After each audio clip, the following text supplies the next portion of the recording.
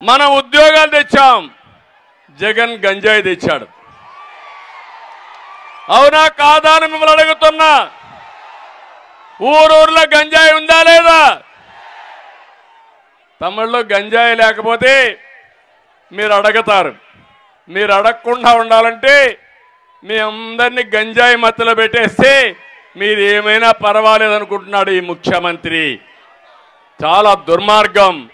ఆ గంజాయి తప్పని నేను అడిగితే, తెలుగుదేశం పార్టీ అడిగితే, తెలుగుదేశం పార్టీ పైన దాడి చేసిన నీచులు ఈ వైఎస్ఆర్ కాంగ్రెస్ పార్టీ అని చెప్పి కూడా నేను మీకు తెలియజేస్తున్నా.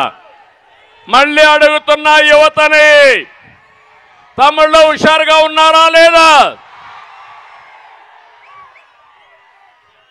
సైకిల్ ఎక్కండి. తెలుగుదేశం జనసేన జెండాలు పట్టుకోండి. ఊరూరు వెళ్ళండి. ప్రజల్ని చైతన్యవంతులు చేయండి. మీ భవిష్యత్తుకు భరోసా నాదని మరొకసారి హామీ ఇస్తున్నా.